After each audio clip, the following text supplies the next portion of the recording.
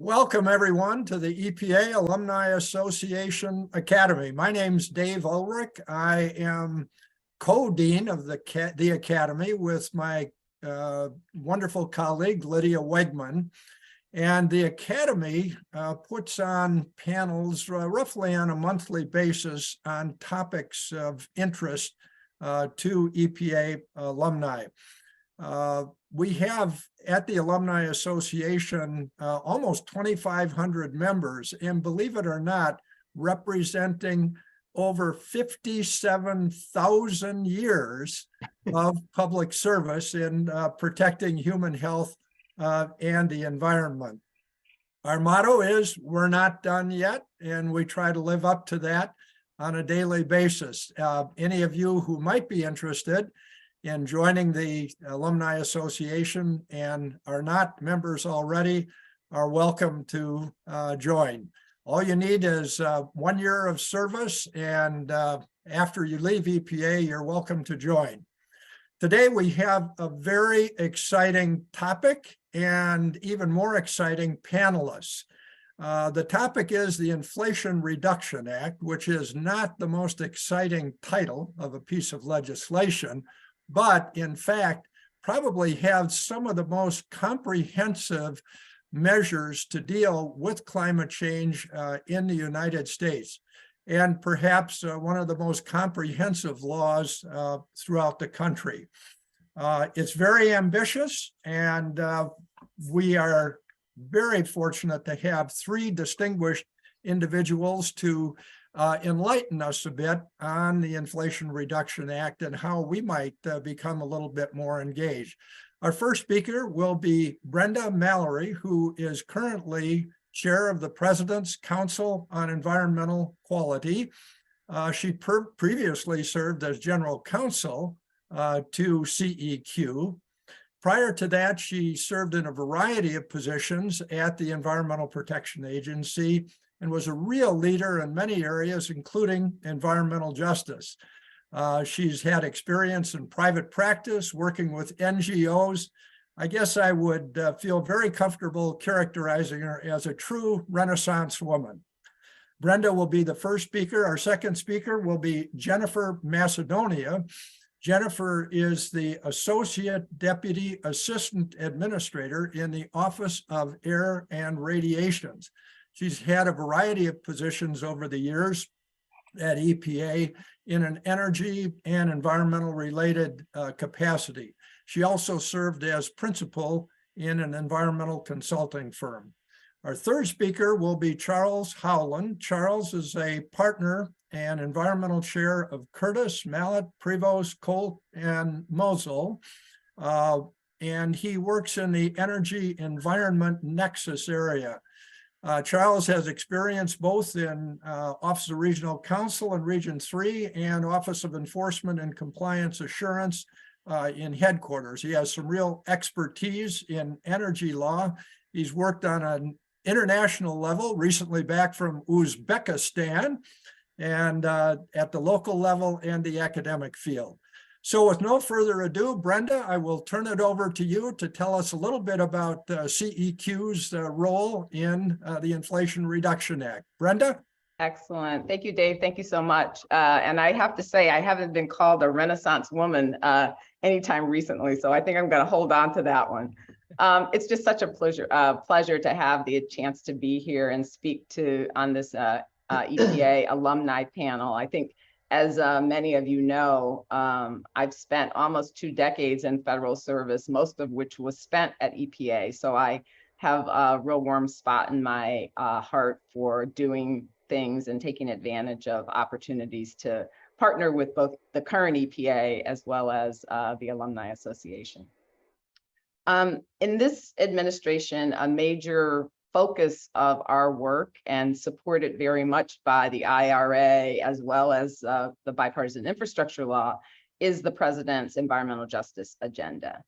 And I think for President Biden, someone who very much thinks about himself as being a man of his word, during his campaign made environmental justice and really addressing some of the injustices in this country a very central part of his agenda, and has therefore come into his administration and set it up with that as a central pillar. I mean, he's making kind of good on that commitment to environmental justice. So we're creating more equitable policies, ensuring government funds are reaching the communities who need them most, and broadening our policy perspective by creating space for the voices of impacted communities. This includes shifting the culture of federal agencies so that the impacts of actions on environmental justice communities is on the front end of discussions, as opposed to something that we have to address, before we finish whatever the policy adjustment is. And I think this is becoming more commonplace in many agencies, and really marks a true shift from, I think, where we were for sure at the beginning of this administration.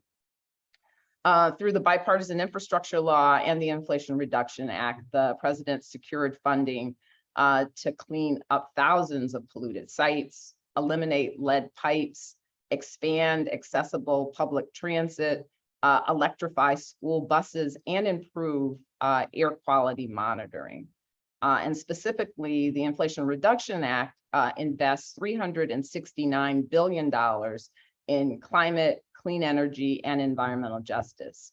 And these investments are sort of a combination of your traditional and new grant programs, financing, and tax incentives. And so in one of the notable differences in the way that the IRA is structured is how much of the funding actually flows through the tax code. The IRA makes historic investments to advance environmental justice across the board, from reducing legacy pollution to improving the health of communities. And as I said, it builds on the work that we've been doing for over the last 22 months in the administration to really create a whole of government approach to tackling environmental justice. And so I thought I would highlight one specific provision in the IRA, which I think is emblematic of a number of the ways in which the law came together. And that is a provision which gives EPA millions of dollars to deploy increased air monitoring for fence line communities. And as I said, I think it's a good example of a number of other provisions, because it's one that people had been advocating for and kind of working to achieve for years. And I'm sure many of you on this call may have been part of some of those efforts. But in this instance, a nationwide coalition of environmental justice leaders organized and fought for more data and monitoring on the fence line of toxic polluting facilities. I think we all know that for far too long, toxic industries have been put in low-income communities and communities of color, with devastating health impacts for those families, generation after generation. And I know in my own travels, as I've visited frontline communities across the country, you can see firsthand what this coalition was fighting for. I think the coalition believes, as I think most of us on this phone, and the president for sure, that every single person deserves to breathe clean air. And so how do we achieve that? What's an important element of that? And I think the air monitoring is like a tool that is very important to that. On the campaign trail, the president really made a commitment to pursuing clean air, clean water, and safe environments for all communities. And that really drives all of the work that we're doing on environmental justice. It'll get reported as such on your year-end 1099, input into the tax program under that qualified. The air monitoring program is one which will kind of really help make that on the ground difference in communities. And it's one that I'm just really grateful for the environmental justice leaders who fought for it, for those members of Congress who stepped in and really took the advocacy and the advocacy community serious about it, and really pushed for it as well. And then of course the president for really pushing it over the finish line as we saw this program be accepted, adopted, and now working very hard to implement it. In November, EPA announced $53 million for 132 community air pollution monitoring projects across the nation. And these will ensure that communities that have been overburdened by pollution have the tools that they need to actually identify kind of the specific risks that they're facing. And so that we collectively, certainly in the White House and in the federal agencies, can work with local governments and other partners on the ground to sort of better protect communities from this pollution. So hard work ahead on the implementation of this provision as well as others. But quickly, before I turn it back over to Dave, let me just touch on the Justice 40 initiative, also one of the president's sort of signature agenda items. And Justice 40 is a commitment by the president to invest 40% of the overall benefits from many of the clean energy and climate investments for communities that have historically been overburdened by pollution and economically underserved. And so now, as new investments from the Bipartisan Infrastructure Law and the Inflation Reduction Act funnel through the Justice 40 framework, we have a chance to really see some real differences on the ground for these communities. And we're working to really have Justice 40 be embedded in the DNA of the federal agency programs. And so, people often wonder, well, what does the Justice 40 look like on the ground? And so let me just run through a couple of really quick examples. Justice 40 has delivered the largest investment in resilience of physical and natural infrastructure in history. And resources are already flowing to projects like restoring the Cano Martin Pena, which I'm sure I just butchered, but which is an urban tidal channel in Puerto Rico and indigenous communities across the country. It delivered $8.2 billion to the Low Income Home Energy Assistance Program, which includes $4.5 billion that came from the American Rescue Plan. And this more than doubles the typical annual appropriations and the largest increase in the program's history to assist low-income households with meeting their home energy needs. It secured the largest investment in tackling legacy pollution in America's history to clean up Superfund and brownfield sites, reclaim abandoned mine lands, and cap orphaned oil and gas wells. And EPA recently announced a historic $1 billion investment from the Bipartisan Infrastructure Law to initiate cleanup at 49 previously unfunded Superfund sites, which is 60% of the sites are in historically underserved communities. And then finally, it tackled lead pipes and paint through the ambitious whole of government action plan that leverages $55 billion of investment from the Bipartisan Infrastructure Law. So the law specifically will expand access to clean drinking water and wastewater infrastructure for households, businesses, schools, child care centers, all across the country, as well as on tribal nations and other disadvantaged, rural disadvantaged communities. And so with that, I'm just going to stop and say, we are kind of head down, really trying to charge ahead and getting this implemented. And so look forward to having a further conversation with you. Dave, back to you. Very good. Thank you so much, Brenda. Jennifer, tell us a little bit about what EPA is going to be doing with the IRA, not the Irish Republican Army or your individual retirement account, but the Inflation Reduction Act. Jennifer. Thank you, David, and thank you, Brenda, for framing up for all of us kind of the historic investments in climate action and air quality and environmental justice within the Inflation Reduction Act. And I too am honored to speak with you all today as a longtime member of EPA in various different times. I really appreciate the chance to talk with you. EPA is fortunate to have an important role in implementing the Inflation Reduction Act, working with our other members of the federal family. And it's a pretty exciting time. As part of the Inflation Reduction Act, $41.5 billion were appropriated to the EPA to support 24 new and existing programs. And these integrate nicely with other programs, Treasury tax credits, the work of Department of Energy and USDA and others. I'm going to go through some of the EPA programs to give you a sense of the breadth of them.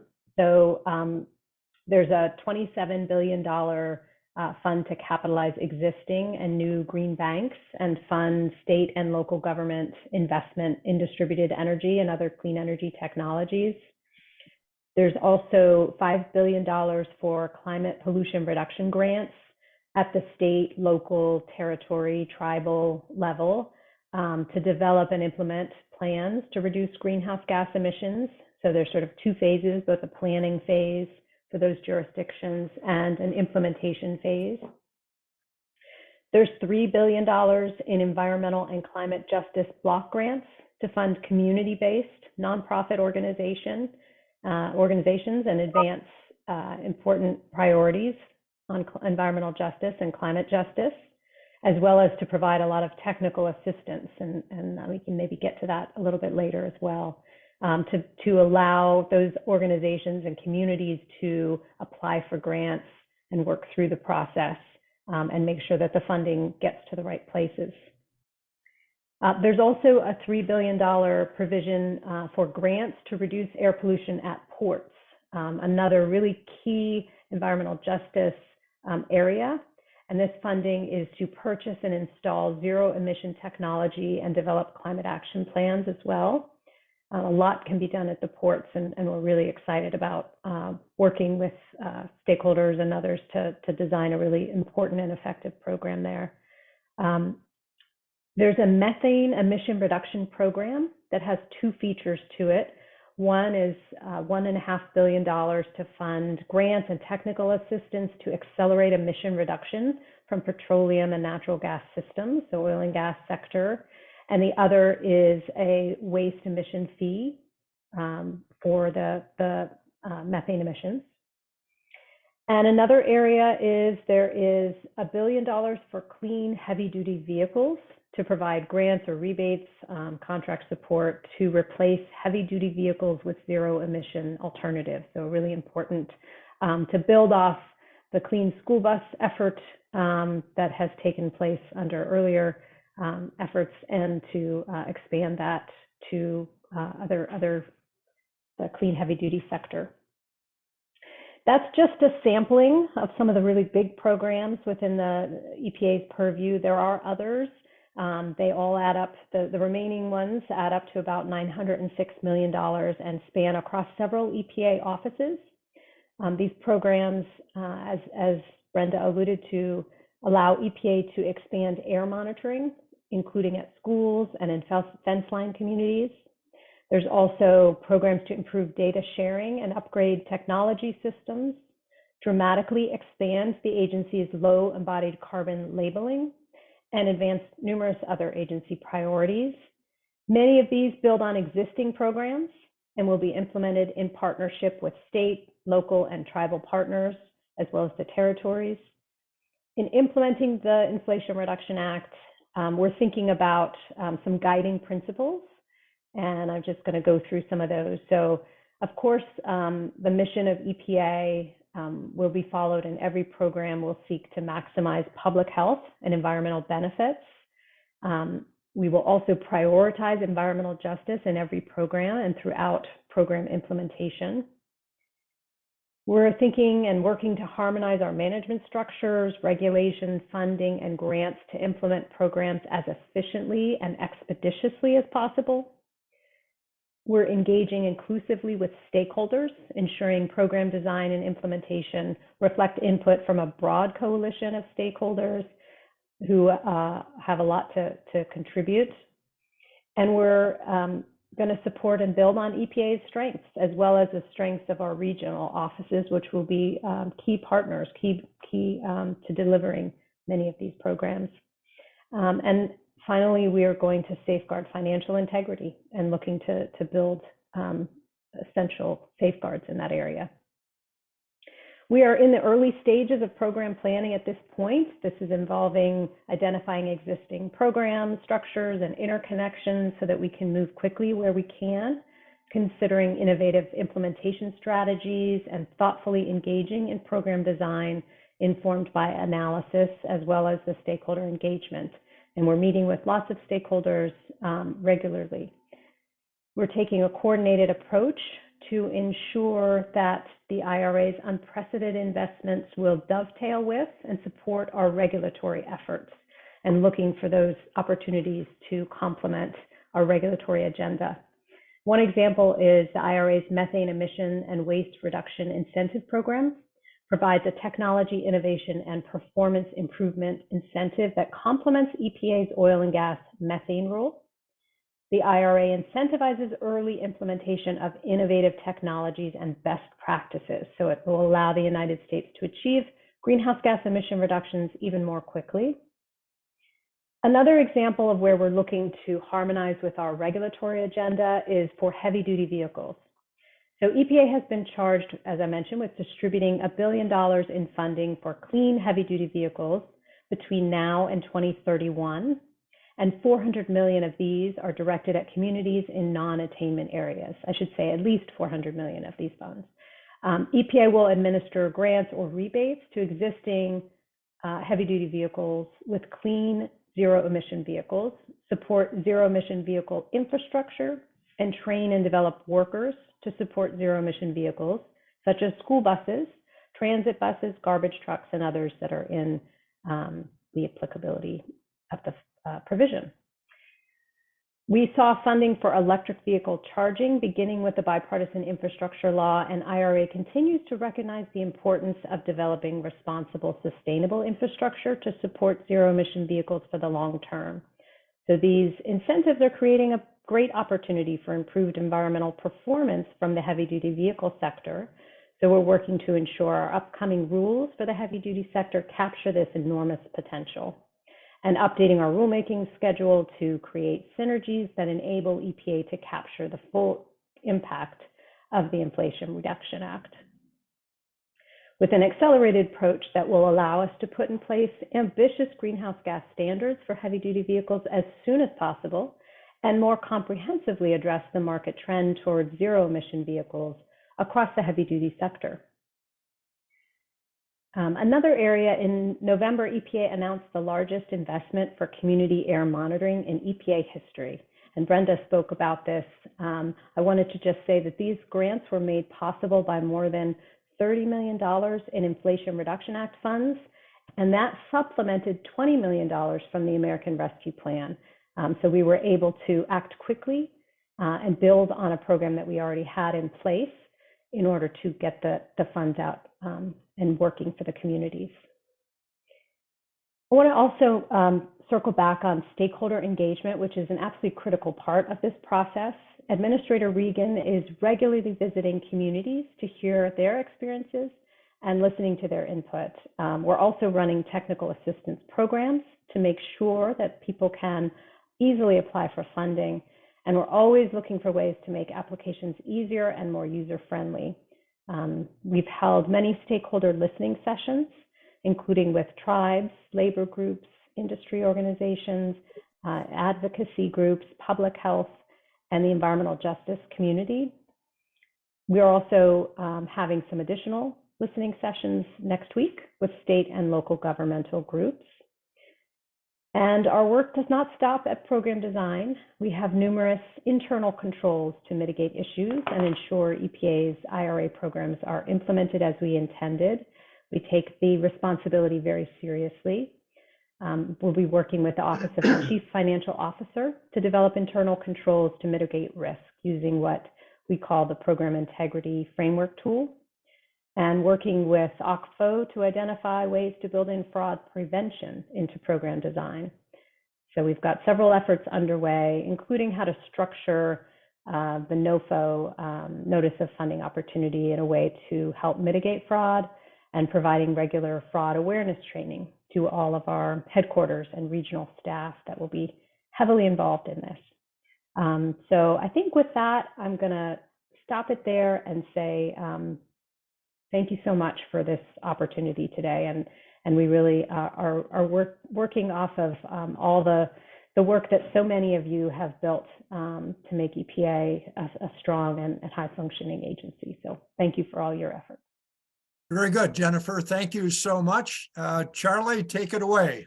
Thank you. Well, first, let me say, when I realized who my co-panelists were going to be, to this day, am still repeating the mantra, I am not worthy, I am not worthy. I spent 28 years at EPA as basically a staff attorney. That's still how I view myself. I answer my phone sometimes, still US EPA. I'm truly honored to be part of this group and to have some of the discussions we had in getting ready for this. In my 10 minutes, I'm going to try to identify some very specific examples of just how individual stakeholders who I work with, some of the public sector, some of the private sector, are trying to take some of the big picture elements that Brenda and Jennifer just talked about and actually apply them to projects, actually making stuff happen. But before I do that, I want to indulge my pseudo-academic side and make a few overarching points about the IRA. First, it's obviously a very different beast from the kind of regulatory laws which EPA, which I carried out for my time there, which we're used to carrying out. As you know, the scope of EPA's regulatory authority has been under a little bit of attack recently. Most importantly, in last June's West Virginia versus EPA decision, the Supreme Court reached out to resuscitate a dead, withdrawn plan, the Obama Clean Power Plan, keep it alive enough to weigh in on whether or not in that, even though the Biden administration has said, we're going to propose something different, they reached out and they struck it down. They said that the Clean Power Plan represents one of those extraordinary cases in which the history and breadth of the authority being asserted by the agency and the economic and political significance of that assertion give the court a reason to hesitate before assuming that Congress intended to delegate to the agency the authority in question. Thus, the court finally formally adopted as the main basis of decision the major questions doctrine. And the question that we're all looking at going forward is, to what extent does the major questions doctrine impinge or further cut back on Chevron deference in the face of ambiguous statutes? And notwithstanding how incredibly detailed our federal environmental statutes are, all of us who work in the agency know that there's lots of room for interpretation. Here's the thing, none of that debate, if I have this right, and I think I do, none of that debate is relevant to the investment, to the Inflation Reduction Act. It's an entirely different way of implementing government policy. You know, how much will that decision, the West Virginia case, make to our agencies, discretion to regulate? Who knows? How much will it impact other agencies' ability to deal with climate change? Think the SEC climate disclosure rule. But again, none of it is relevant when you're talking about the IRA. It's just as devoted to addressing climate change. In fact, it even goes farther than typical regulatory programs do in helping to fund and deal with adaptation issues. But given its nuanced approach to increasing incentives for investments in marginalized and otherwise negatively impacted communities, what Jennifer and Brenda have already talked about, it provides an assurance of focused response to take into account a number of factors that is, frankly, in my opinion, hard to do in a regulatory program. So I think that bears really noting the difference conceptually between the IRA and regulatory programs. My second big point is it's a really complicated statute. It's not even so much that it's complicated, but there's just a lot in there. It's very, very specific things. And if you are a stakeholder, so I'm working with folks who are trying to take advantage of the IRA, you really do need a lawyer or at least a good researcher to sort of understand some of the issues. There's specific adders for some incentives here, specific limits for particular projects over there, increasing domestic content requirements for renewable energy projects over there. And you can't double dip. in many cases. Sometimes you can, sometimes you can't. So you really have to dive into the detail. So this, I'll just close with the notion that for those of you who are taking notes at home and really want to try to dig deep, I want to endorse and commend to you the work of Professor Jesse Jenkins, the Princeton University Repeat Project. So that's Princeton University Repeat Project. They maintain an up-to-date database summary of all the provisions, including the infrastructure law, which I think is really good.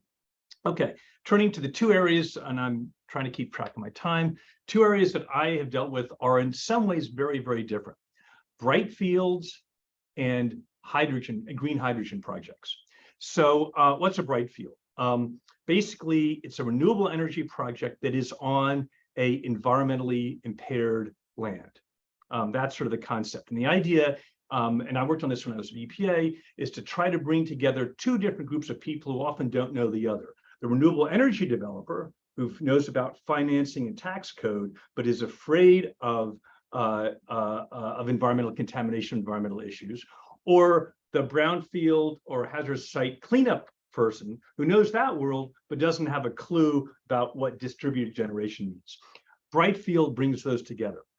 What does the IRA do to help these projects? So as I think might have been Brenda mentioned, the principal way at the federal level we have in the past supported renewable energy projects has been through the tax code, and that remains the case. What the investment tax credit, primarily for solar, although also some other technologies, the production tax credit, primarily for wind, but also some other technologies, are sort of further extended, and the certainty is given to it. But here's what the IRA adds. It gives a 10% adder, potentially, to the ITC for an otherwise covered project that is in an energy community. What's an energy community? Got to dig deep. It's basically a community that was heavily reliant on fossil fuel extractive industries. Let me get down to my notes here. Metropolitan, basically one category is communities that were heavily reliant on fossil fuel extractives and are now in bad shape. And what's the other entity that's included in energy communities? A Superfund brownfield. Okay, the exact definition that's in our statute. Now, folks who are into this world know that a brownfield does not include sites of federal interest. Think NPL sites. Think RCRA corrective action sites. So there's a little bit of a misconnect there, in my opinion. But basically, a brownfield under the IRA is even more attractive to that renewable energy developer who wants to come in. Second area I'm involved with is hydrogen. And while I'm primarily working on this in some other countries, incredibly or interestingly to me, is coming up with some folks in the US where there are nuclear power plant owners who had sold to the grid, who are thinking about taking their nuclear power, in a sense, off the grid and having it feed entirely, or at least in part, a hydrogen project. If you're like me, a year and a half ago, you have no idea what the fuss is about hydrogen. Depending on who you are, hydrogen will either save us by helping us to electrify those parts of the economy that cannot be electrified using green hydrogen. That's hydrogen made from renewable energy. Or it will serve to extend, which may or may not be a good thing, the natural gas extractive world in blue hydrogen, which is hydrogen made the old-fashioned way from natural gas or coal, and then sequestering it underground. Many people are not sure that will commercially work, but the IRA includes incentives for both of those pieces, or for several pieces of the hydrogen construct. First, it includes a lot of support for carbon capture and sequestration projects. If I recall correctly, this was a piece of what brought Senator Manchin to the table, was some of the support for blue hydrogen, it's called, including the potential for carbon capture and sequestration. On the front end, okay, the tax credit end, what it does is basically give a tax credit for the generation of hydrogen depending on its carbon intensity. So if you look at the IRA, it doesn't talk about green hydrogen, hydrogen made from renewables, or blue hydrogen, hydrogen from fossil fuels and the sequestration. It simply and contrary to what the Europeans are doing, set sort of a tax incentive, a tax credit tied to the carbon intensity of how you make the hydrogen. I'm going to stop there. I think I'm actually using less of my time, but I really want to emphasize one more thing, which I think is really important, and I think it was Jennifer who mentioned it, but the green banks. Green banks have been used historically in a number of states to help get capital, especially early stage capital, to renewable energy projects. And it seems to me that the IRA's funding for this new sort of national green bank is really important. And I think that'll be my closing point will be this. Especially those of us when I was still at the EPA, I didn't understand at least what it took to actually build a project, to actually finance a project. The time has passed to have more philosophical debates, in my opinion, about how best to deal with climate change. Maybe there's a place for that. Right now, what we need to do is get projects built, get actual carbon reduction efforts in the ground. To take that is going to take private capital.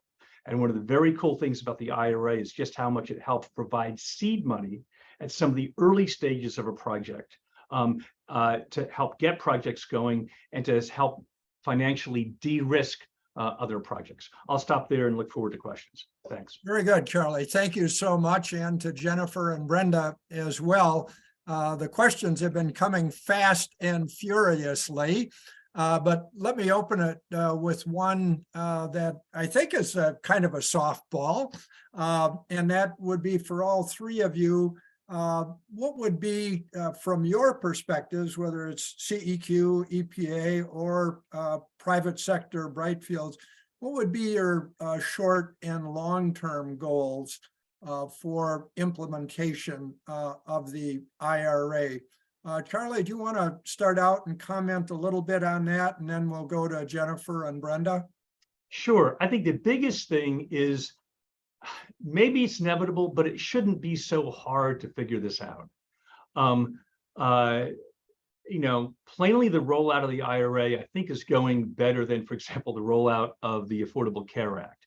But maybe more could be done. Maybe this is a question for Chairman Mallory, but maybe more could be done for a broader sector of the development community to be able to sort of understand in one place what are all the different pieces of the IRA that involve flowing down of money and tax incentives and credit support through different agencies. Is there some way to make it more coherent, make for a one-stop shop, especially for communities, for cities that don't have the money to have a full-time expert on federal funding on staff?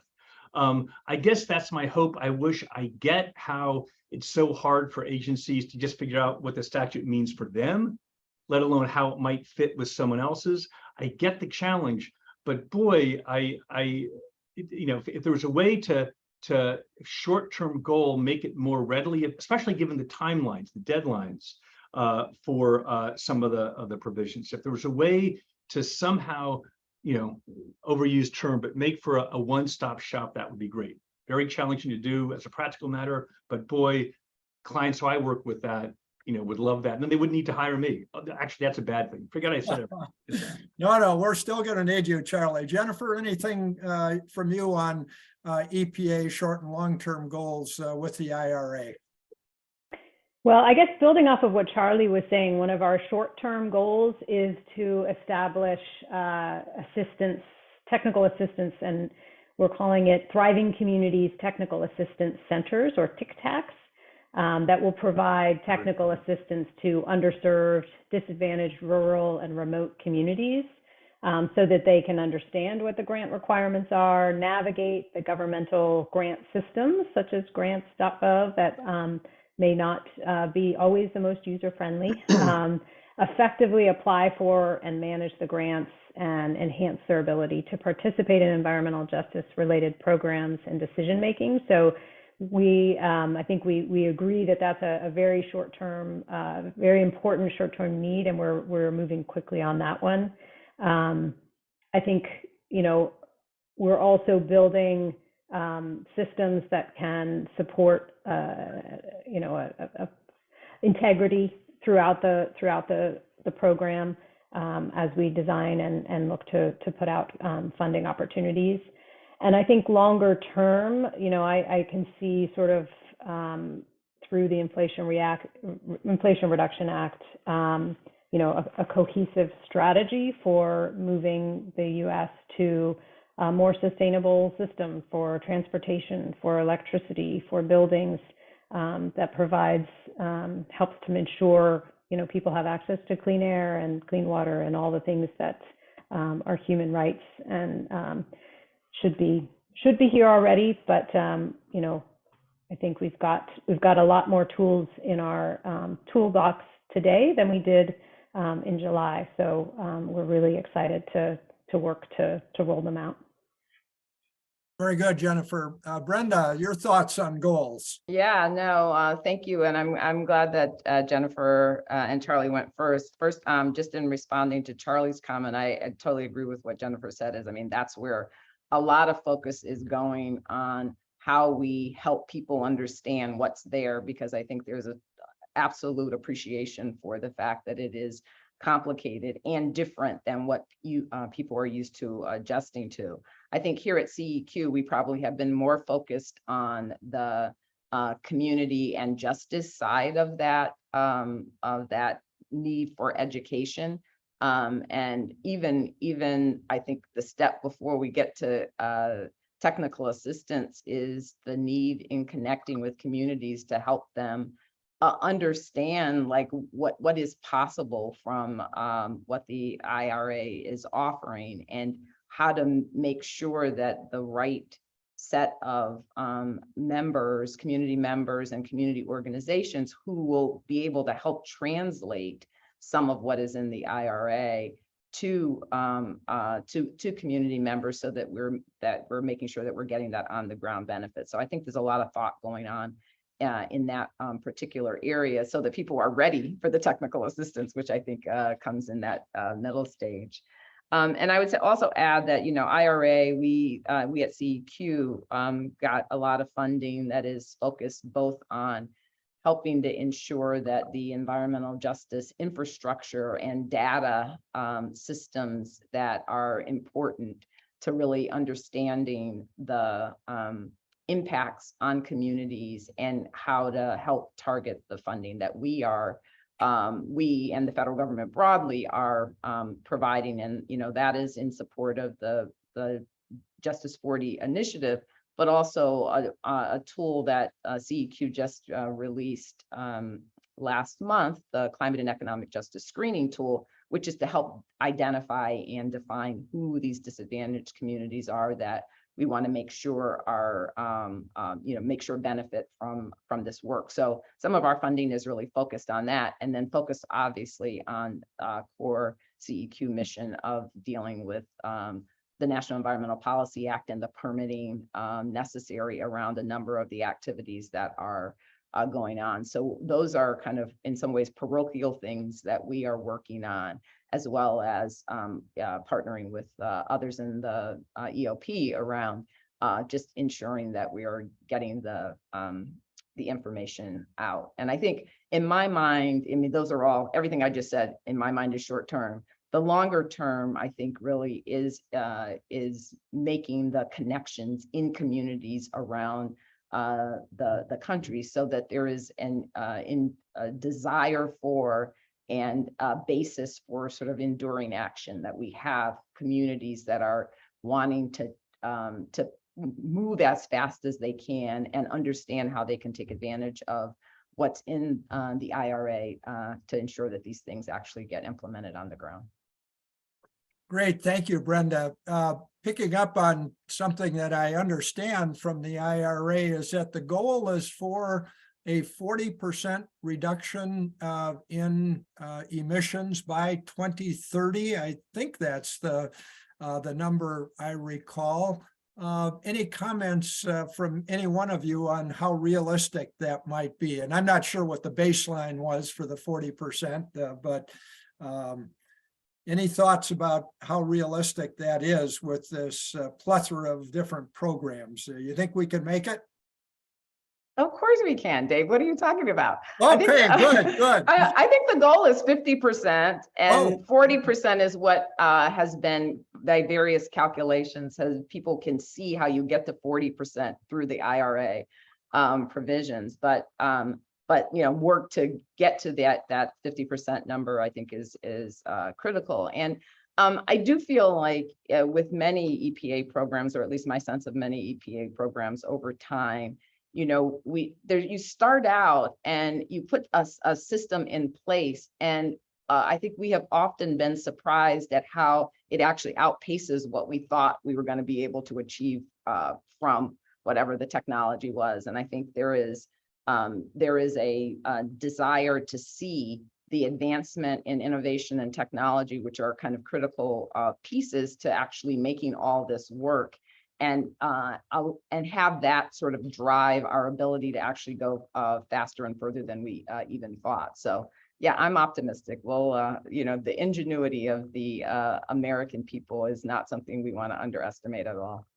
No, you got to be optimistic in this business, and I'm with you. I think we can make it. Jennifer, your thought? Yeah, I would agree with Brenda and say, if at one point we were sort of pushing a ball up a hill, and now I think we're in a situation where we've got the momentum, and we can push. We can use some of that momentum to get over the other side and down the hill. And I think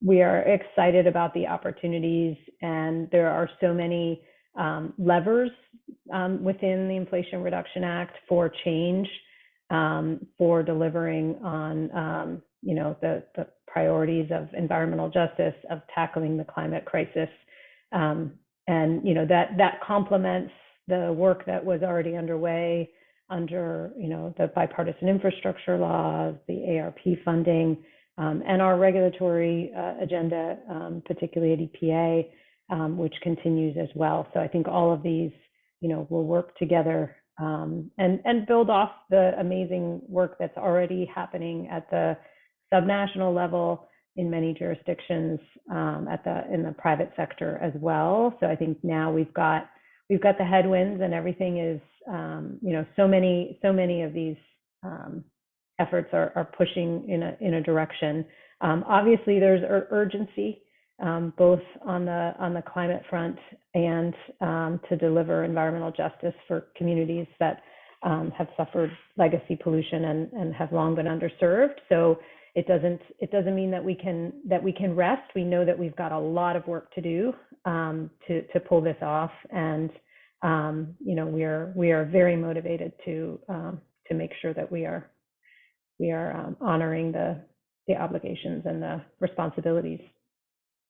Very good. Charlie, from your just a quick add-on.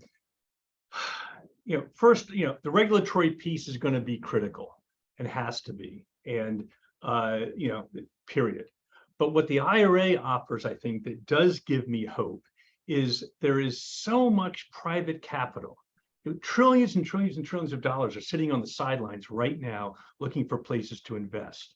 I know that with respect to hydrogen, folks are so excited about what the IRA does for hydrogen in the US that the Europeans, fairly or not, we don't know, are saying, hey, maybe this raises a trade issue.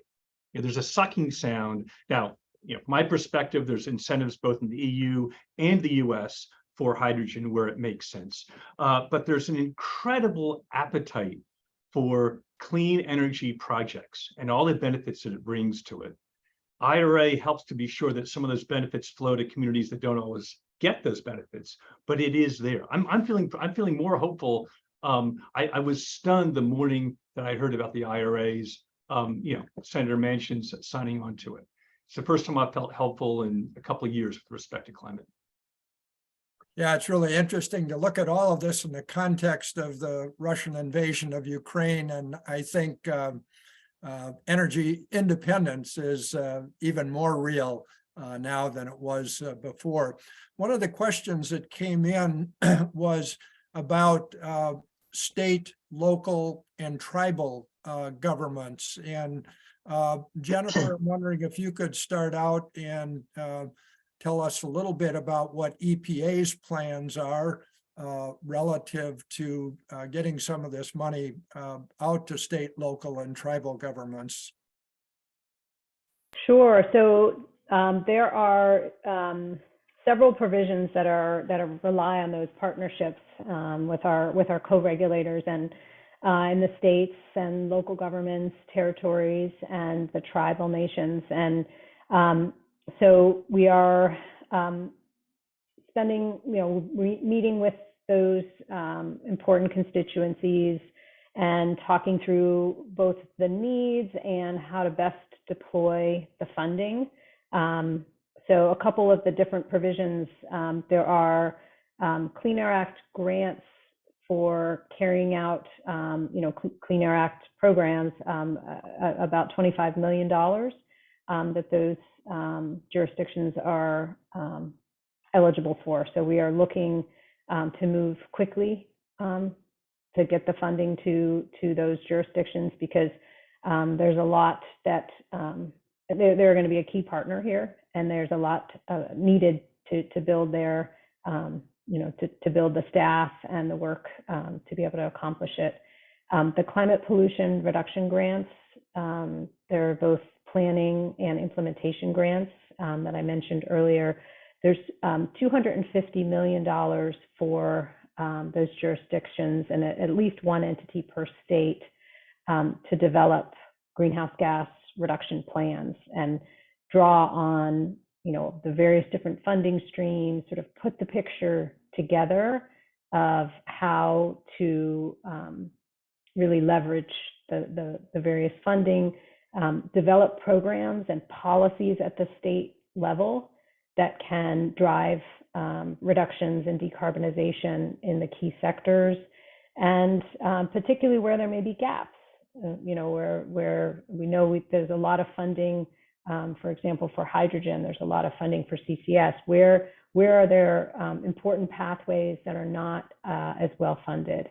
Where do we need state level policies to drive additional action? Where are there barriers that are harder to reach? And we're looking at that as a race to the top, and so trying to drive some of that competition as well on the implementation side of things.